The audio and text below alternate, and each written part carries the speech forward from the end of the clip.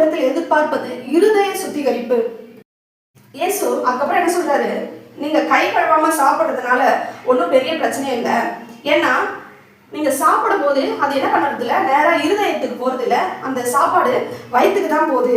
அதுல இருந்து அந்த அசுத்தம் எல்லாம் என்ன ஆகுமா, தனியா பிரித்து எடுக்கப்பட்டு அது கழிவுகளாக வெளியேறிவிடும். ஆனா உங்க வாயிலிருந்து, மனுஷனுடைய வாயிலிருந்து புறப்படுதுல அந்த வார்த்தைகள் தான் தீட்டுப்படும். மனுஷனுடைய இருதயத்திலிருந்து வருகிறது தான் மற்றவர்களை தீட்டுப்படுத்தும். வெளியிலிருந்து அசுத்தமா எதனா உள்ள போனா அது என்ன ஆகுது, கழிவாக வெளியில வந்துடுது. அதுல ஒரு பிரச்சனையும் இல்லை. ஆனா இருதயத்திலிருந்து வெளியில வரக்கூடிய வார்த்தைகள் தான் எல்லாரையும் தீட்டுப்படுத்துது அப்படின்னு சொல்லி இயேசு சொல்றாரு.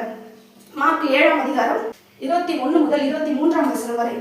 எப்படி மனுஷனுடைய இருதயத்திற்குள்ளிருந்து பொல்லாத சிந்தனைகளும், விபச்சாரங்களும், வேசித்தனங்களும், கொலை பாதகங்களும், களவுகளும், பொருள் ஆசைகளும், துஷ்டத்தனங்களும், கபடும், காம விகாரமும், வன்கணும், தூஷணமும், பெருமையும், மதிக்கேடும் புறப்பட்டு வரும். பொல்லாங்கானவைகளாகிய இவைகள் எல்லாம் உள்ளத்திலிருந்து புறப்பட்டு மனுஷனை தீட்டுப்படுத்தும் என்றார்.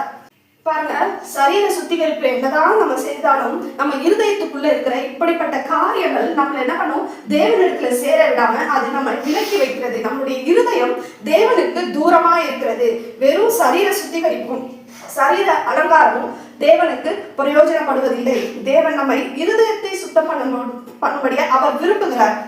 இருதயம் சுத்தமா இருந்தாதான் தேவன் அதுல பிரியப்படுகிறார். இந்த இருதயத்திலிருந்து வெளிப்படக்கூடிய இந்த பொல்லாத காரியங்கள் எல்லாம் நம்ம தேவனிடத்திலிருந்து பிரித்து வைத்து விடும்.